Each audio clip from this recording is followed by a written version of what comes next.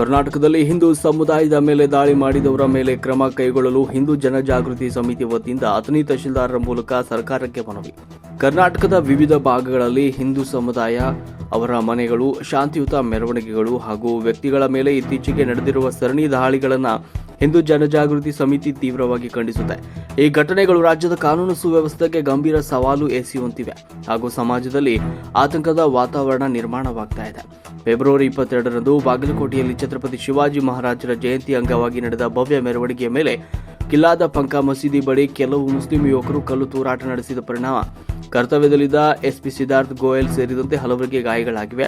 ಶಾಂತಿಯುತ ಮೆರವಣಿಗೆಯ ಮೇಲೆ ನಡೆದ ಈ ದಾಳಿ ಖಂಡನೀಯವಾಗಿದೆ ಅಂತ ಹೇಳಿದರು. ಇನ್ನು ಫೆಬ್ರವರಿ 24ರಂದು ಚಿಕ್ಕಮಗಳೂರು ತಿಲಕ್ ಪಾರ್ಕ್ ಸಮೀಪ ಹಿಂದೂಗಳ ಮನೆಯ ಮೇಲೆ ಆಗಾಗ ಕಲ್ಲು ತೂರಾಟ ನಡೀತಾ ಇದೆ. ಕೃತ್ಯದಲ್ಲಿ ತೊಡಗಿದ ಕೆಲವರನ್ನು ಸ್ಥಳೀಯರು ಹಿಡಿದು ಪೊಲೀಸರಿಗೆ ಒಪ್ಪಿಸಿದ್ದಾರೆ. ಅದೇ ದಿನ ಉತ್ತರ ಕನ್ನಡ ಜಿಲ್ಲೆಯ ಮುರುಡೇಶ್ವರದ ಬೈಲೂರಿನಲ್ಲಿ ಹಿಂದೂಗಳ ಮನೆಗಳ ಮೇಲೆ ಕಲ್ಲು ತೂರಾಟ ನಡೆಸಿ ಆತಂಕ ಸೃಷ್ಟಿಸಲಾಗಿದೆ ಎನ್ನುವ ಆರೋಪವನ್ನು ಮಾಡಿದರು. ಫೆಬ್ರವರಿ 25ರಂದು ಚಿತ್ರದುರ್ಗದಲ್ಲಿ ಮೊಬೈಲ್ ಸ್ಕ್ರೀನ್ ಗಾರ್ಡ್ ವಿಚಾರವಾಗಿ ನಡೆದ ಗಲಾಟೆಯಲ್ಲಿ ಮೊಬೈಲ್ ಅಂಗಡಿ ಮಾಲೀಕ ಹಾಗೂ ಹಿಂದೂ ನಾಯಕ ವಿಕ್ರಮ್ ಚೌಧರಿಗೆ ಮುಸ್ಲಿಂ ಯುವಕ ಚಾಕು ಇರಿದ ಘಟನೆ ನಡೆದಿದೆ. ಎಲ್ಲ ಘಟನೆಗಳ ಹಿನ್ನೆಲೆಯಲ್ಲಿ ಹಿಂದೂ ಜನಜಾಗೃತಿ ಸಮಿತಿ ರಾಜ್ಯ ಸರ್ಕಾರವನ್ನು ತಕ್ಷಣ ಕ್ರಮ ಕೈಗೊಳ್ಳುವಂತೆ ಆಗ್ರಹಿಸಿ ಅಥಣಿ ತಹಶೀಲ್ದಾರ ಮೂಲಕ ಸರ್ಕಾರಕ್ಕೆ ಮನವಿಯನ್ನ ಸಲ್ಲಿಸಿತು. ರಾಜ್ಯದಲ್ಲಿ ಶಾಂತಿ, ಸೌಹಾರ್ದತೆ ಮತ್ತು ಎಲ್ಲ ನಾಗರಿಕರ ಸುರಕ್ಷತೆ ಕಾಪಾಡುವುದು ಸರ್ಕಾರದ ಪ್ರಮುಖ ಹೊಣೆಗಾರಿಕೆಯಾಗಿದೆ. ಸರ್ಕಾರವು ಈ ಘಟನೆಗಳನ್ನು ಗಂಭೀರವಾಗಿ ಪರಿಗಣಿಸಿ ತಕ್ಷಣವೇ ಕ್ರಮ ಕೈಗೊಳ್ಳಲಿದೆ ಅಂತ ಸಮಿತಿ ನಿರೀಕ್ಷಿಸ್ತಾ ಇದೆ ಅಂತ ಹೇಳಿದರು. ಸಂದರ್ಭದಲ್ಲಿ ಪ್ರಭಾಕರ್ ಚವ್ಹಾಣ್, ಸಿದ್ದು ಪಾಟೀಲ್, ಬಸವರಾಜ್ ಬುಟಾಡಿ, ಪುಟ್ಟು ಹಿರೇಮಠ್, ನೇತಾಜಿ ಮಾಲ್ಸೂರೆ, ಅನಿಲ್ ಕಾಂಬ್ಳೆ, ಮಹಂತೇಶ್ ಕಾಂಬ್ಳೆ, ಪ್ರಕಾಶ್ ಮೋರೆ, ಗೌರೀಶ್ ಹಿರೇಮಠ್, ಶಿವು ಬಾಗಡಿ, ವಿಶಾಲ್ ಚೋರ್ಗೆ, ಲತಾ ಬಡ್ಗೇರ್, ಸುಜಾತ ದೇಸಾಯಿ, ಹಿಂದೂ ಜನಜಾಗೃತಿ ಸಮಿತಿ ಮತ್ತು ಇನ್ನಿತರರು ಉಪಸ್ಥಿತರಿದ್ದರು.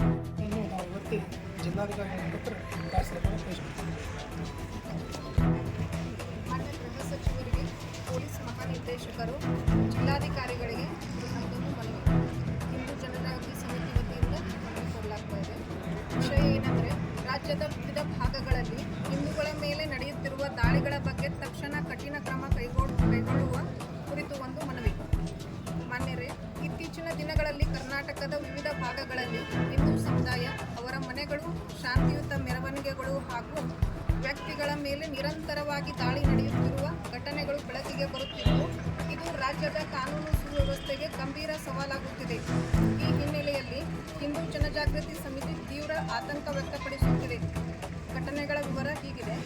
ಫೆಬ್ರವರಿ 22 ಬಾಗಲಕೋಟೆಯಲ್ಲಿ ಛತ್ರಪತಿ ಶಿವಾಜಿ ಮಹಾರಾಜರ ಜಯಂತಿ ಅಂಗವಾಗಿ ನಡೆಯುತ್ತಿದ್ದ ಭವ್ಯ ಮೆರವಣಿಗೆಯ ಮೇಲೆ ಕಿಲ್ಲಾದ ಪಂಕ ಮಸೀದಿ ಬಳಿ ಕೆಲವು ಮುಸ್ಲಿಂ ಯುವಕರು ಕಲ್ಲು ತೂರಾಟ ನಡೆಸಿದರು. ಈ ದಾಳಿಯಲ್ಲಿ ಕರ್ತವ್ಯದಲ್ಲಿದ್ದ ಎಸ್ಪಿ ಸಿದ್ಧಾರ್ಥ ಗೋಯಲ್ ಸೇರಿದಂತೆ ಕೆಲವರಿಗೆ ಗಾಯಗಳಾಗಿವೆ. ಶಾಂತಿಯುತ ಮೆರವಣಿಗೆಯ ಮೇಲೆ ನಡೆದ ಈ ದಾಳಿ ಅತ್ಯಂತ ಖಂಡನೀಯ. ಎರಡನೇ ವಿಷಯ ಏನಂದರೆ, ಫೆಬ್ರವರಿ 24 ಚಿಕ್ಕಮಗಳೂರು. ಕಳೆದ ಒಂದು ವಾರದಿಂದ ಹಿಂದೂಗಳ ಮನೆಯ ಮೇಲೆ ಆಗಾಗ ಕಲ್ಲು ತೂರಾಟ ನಡೆಯುತ್ತಿದ್ದು, ಸೋಮವಾರ ರಾತ್ರಿ ಕಲ್ಲು ತೂರಾಟ ನಡೆಯುತ್ತಿದ್ದ ಕೆಲವು ಮುಸ್ಲಿಂ ಯುವಕರನ್ನು ಬಜರಂಗದಳ ಕಾರ್ಯಕರ್ತರು ಹಿಡಿದು ಪೊಲೀಸರಿಗೆ ಒಪ್ಪಿಸಿದ್ದಾರೆ. ಫೆಬ್ರವರಿ 24ರಂದು ಬೈಲೂರು, ಮುರುಡೇಶ್ವರ ಹಿಂದೂಗಳ ಮನೆಗಳ ಮೇಲೆ ಕಲ್ಲು ತೂರಾಟ ನಡೆಸಿ ಆತಂಕ ಸೃಷ್ಟಿಸಲಾಗಿದೆ. ಸ್ಥಳೀಯರು 2 ಆರೋಪಿಗಳನ್ನು ಹಿಡಿದು ಪೊಲೀಸರಿಗೆ ಒಪ್ಪಿಸಿದ್ದು, ಒಬ್ಬ ಆರೋಪಿ ಪರಾರಿಯಾಗಿದ್ದಾನೆ. ಫೆಬ್ರವರಿ 24 ಉರಗಡೂರು, ಶಿವಮೊಗ್ಗದಲ್ಲಿ SSLC ಓದುತ್ತಿದ್ದ ತಿಲಕ್ ಎಂಬ ಹಿಂದೂ ಬಾಲಕನನ್ನು 5 ಮಂದಿ ಮುಸ್ಲಿಂ.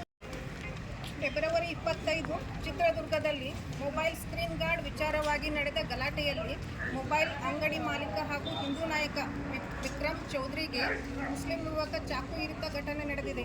ಈ ಎಲ್ಲ ಘಟನೆಗಳು ಅತ್ಯಂತ ಗಂಭೀರವಾಗಿದ್ದು, ಹಿಂದೂ ಜನಜಾಗೃತಿ ಸಮಿತಿಯ ಈ ಕೆಳಗಿನ ಬೇಡಿಕೆಗಳನ್ನು ಮಾಡುತ್ತಿವೆ. ಮೇಲ್ಕಂಡ ಎಲ್ಲ ಘಟನೆಗಳ ಬಗ್ಗೆ ವೇಗವಾದ ಮತ್ತು ನಿಷ್ಪಕ್ಷಪಾತ ತನಿಖೆ ನಡೆಸಬೇಕು. ಬಾಗಲಕೋಟೆ ಶಿವಾಜಿ ಜಯಂತಿ ಮೆರವಣಿಗೆ ಮೇಲೆ ನಡೆದ ದಾಳಿಯನ್ನು NIA ಮೂಲಕ ತನಿಖೆ ಮಾಡುವ ಕುರಿತು ಪರಿಗಣಿಸಬೇಕು ಮತ್ತು ಅಪರಾಧಿಗಳ ಬಗ್ಗೆ ಕೋಕಾ ಕಾಯ್ದೆ ಅವರ ಮೇಲೆ ಹಾಕಬೇಕು.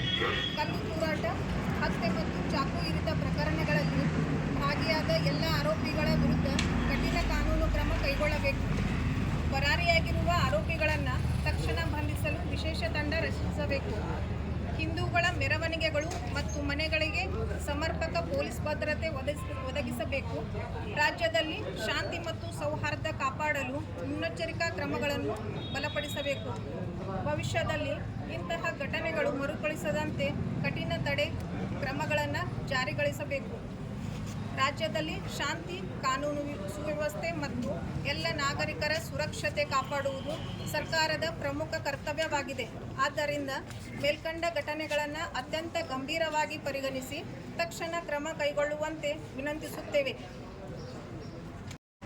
ಶೋಭಾಯಾತ್ರೆ ಹೋಗೋ ಸಂದರ್ಭದಲ್ಲಿ ಕೆಲವೊಂದು ಕಿಡಿಗೇಡಿಗಳು ಆ ಶೋಭಾಯಾತ್ರೆ ಮೇಲೆ ಶಿವಜಯಂತಿ ಶೋಭಾಯಾತ್ರೆ ಮೇಲೆ ಚಪ್ಪಲ್ ಒಗೆದ ಮುಖಾಂತರ ಮತ್ತು ಕಲ್ಲು ತೂರಾಟ ಮಾಡೋ ಮುಖಾಂತರ ಒಂದು ಅಶಾಂತಿಯನ್ನು ಉಂಟು ಮಾಡಿ ಒಬ್ಬ ದೇಶದ ಮಹಾಪುರುಷರಿಗೆ ಒಂದು ಅಗೌರವ ತೋರಿದ್ದು. ಅದರ ವಿರುದ್ಧ ಇವತ್ತು ಹಿಂದೂ ಜಾಗೃತಿ ಸಮಿತಿ ವತಿಯಿಂದ ಇವತ್ತು ತಹಶೀಲ್ದಾರ್ಗೆ ಒಂದು ಮನವಿಯನ್ನು ಮಾಡಲಾಗಬೇಕು.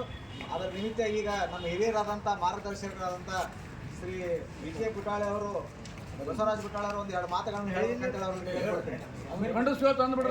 ನಾವು ಶಿವಾಜಿ ಮಹಾರಾಜರಿಗೆ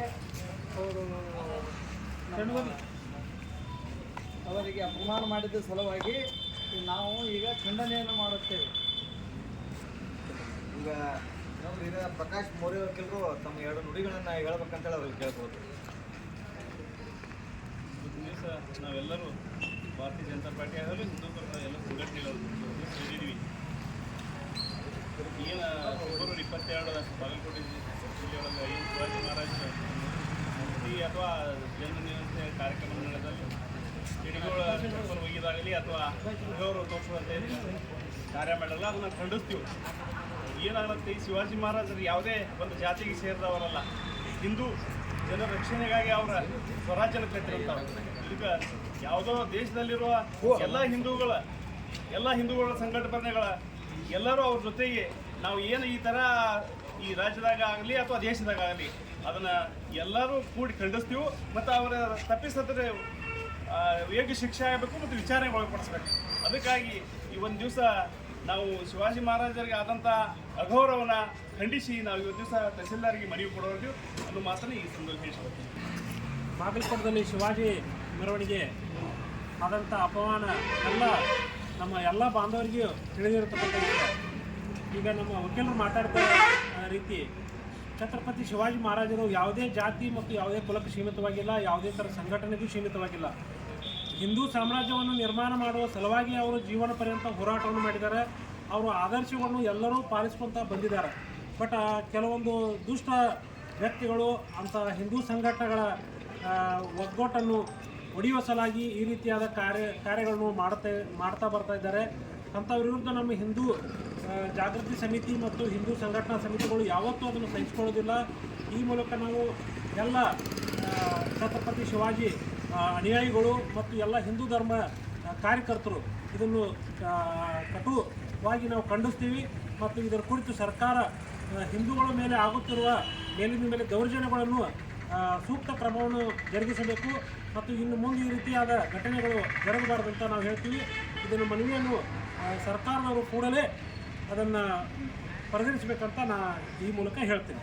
ನಡೆದಂಥ ಒಂದು ಮೆರವಣಿಗೆ ಮೇಲೆ ಇವತ್ತೇನಲ್ಲಿ ದುಷ್ಟಶಕ್ತಿಗಳು ಶಿವಾಜಿ ಮಹಾರಾಜರ ಮೆರವಣಿಗೆ ಮೇಲೆ ಚಪ್ಪಲಿ ಮತ್ತು ಕಲ್ಲುಗಳನ್ನು ಎಸೆಯುವ ಮುಖಾಂತರ ಒಂದು ಅಶಾಂತಿಯನ್ನು ಉಂಟು ಮಾಡಿದಂಥ ಆ ಕಿಡಿಗೇಡಿಗಳನ್ನು ಆದಷ್ಟು ಬೇಗನೆ ಗಲ್ಲಿಗೆ ಏರಿಸೋ ಕೆಲಸ ಮಾಡಬೇಕು. ಯಾಕಂದ್ರೆ ಅಂಥ ಮುಂದಿನ ದಿನಮಾನಗಳಲ್ಲಿ ಘಟನೆಗಳು ಮರೆಸ್ಕೊಳ್ಳೋದಿಲ್ಲ ಅಂಥೇಳಿ ನಾವು ಸಮಸ್ತ ಹಿಂದೂ ಬಾಂಧವರ ಪರವಾಗಿ ಆಗ್ರಹ ಮಾಡುತ್ತಾ ಈಗ ಇನ್ನೊಬ್ಬರು ಹಿರಿಯರಾದಂಥ 19ನೇ ತಾರೀಕಿನ ಶಿವಜಯಂತಿಯ ದಿವಸ ಬಾಗಲಕೋಟೆ ನಗರದಲ್ಲಿ ಒಂದು ಭವ್ಯ ಶೋಭಾಯಾತ್ರೆ ಶಿವಾಜಿ ಮಹಾರಾಜರ ಒಂದು ಮೆರವಣಿಗೆ ಬಂದಾಗ ಅಂಕಾ ಮಸೀದಿ ಹತ್ತಿರ ಬಂದಾಗ ಯಾವ ಕೋಮಿನ ವಿರುದ್ಧ ಘೋಷಣೆಯನ್ನು ಶಿವಭಕ್ತರು ಕೂಗಿಲ್ಲ.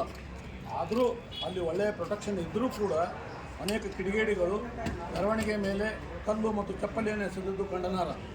ಆವತ್ತು ಇಡೀ ಶಿವಭಕ್ತರ ಮೇಲೆ ಅಷ್ಟೇ ಅಲ್ಲ, ಅಧಿಕಾರಿಗಳ ಮೇಲೆ, SP ಅವರ ಮೇಲೆ, ಎಲ್ಲರ ಮೇಲೆ ಕಲ್ಲು ಮತ್ತು ಚಪ್ಪಲಿಗಳನ್ನು ಎಸೆದಿದ್ದಾರೆ. ಇದಕ್ಕೆ ನಮ್ಮ ರಾಜ್ಯ ಸರ್ಕಾರ ವೈಫಲ್ಯ ಆಗಿದೆ.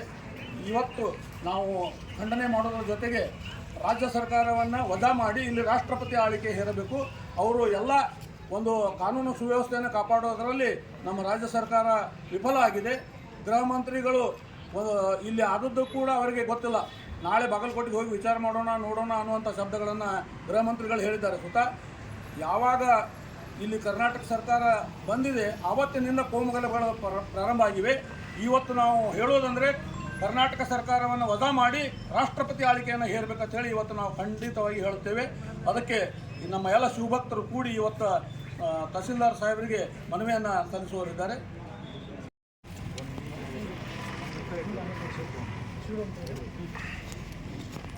भारत माता की जय, भारत माता की जय, जय